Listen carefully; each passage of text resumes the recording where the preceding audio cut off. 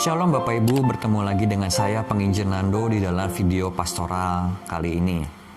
Nah, sudah sekian panjang berbulan-bulan saya mengajak kita bergumul akan satu pertanyaan, benarkah aku Kristen? Dan ini adalah seri terakhir dari topik tersebut.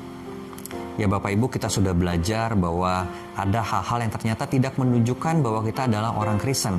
Tapi orang Kristen yang sejati, orang Kristen seperti yang Alkitab nyatakan adalah para pengikut Kristus, adalah murid-murid Kristus.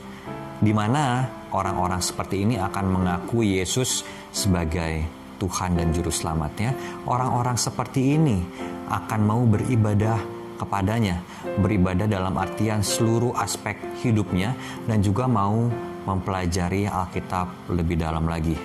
Orang-orang yang nggak mau belajar sebetulnya perlu dipertanyakan, betulkah dia orang-orang yang mengasihi Kristus? Karena hanya untuk mempelajari Alkitab, firman Allah saja, dia tidak mau. Bagaimana mungkin dia bisa menyatakan dirinya adalah orang yang sungguh mengasihi Allah, yang sungguh mau mengikutnya?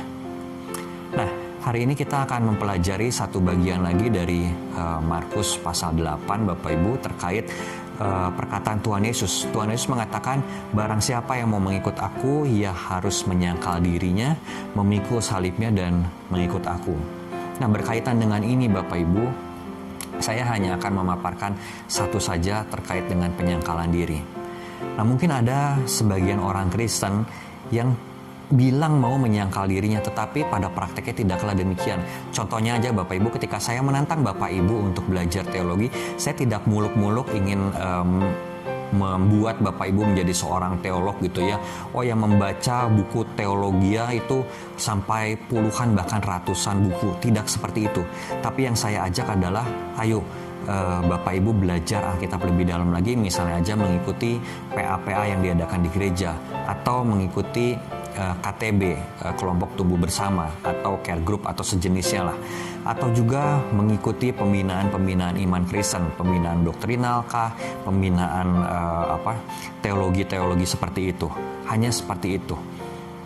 Ya, jadi dengan hal-hal yang sebetulnya tidak terlalu sulit, ini seharusnya orang-orang Kristen bisa melakukannya. Ada gembala-gembala di gereja kita, ada hamba-hamba Tuhan di gereja kita yang akan memberi kita makan makanan rohani yang sehat dan menyegarkan rohani kita tentunya. Tapi mungkin ada juga orang yang merasa terlalu berat, dan hal ini menjadikannya sebagai orang-orang yang tidak mau menyangkal dirinya. Mengapa? Karena dia pengen terus berada di dalam comfort zone-nya. Ya sudahlah, orang Kristen yang pengetahuan saya cuma segini. Ya kenapa sih harus segini kalau segini aja cukup? Nah, Bapak Ibu, kita perlu memahami bahwa menjadi orang Kristen kita harus terus bertumbuh di dalam pengenalan kita akan Kristus.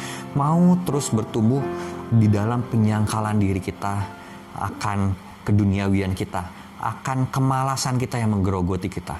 Karena itu Bapak Ibu, saya mengajak kita semua, yuk kita belajar teologi sedikit-sedikit. Tidak perlu memikirkan hal yang terlalu tinggi, hanya sedikit demi sedikit. Dan saya akan pandu Bapak Ibu untuk belajar teologi sedikit demi sedikit. Tapi di dalam video yang berikutnya saya akan mengajak kita semua untuk melihat akan orang-orang yang anti teologi.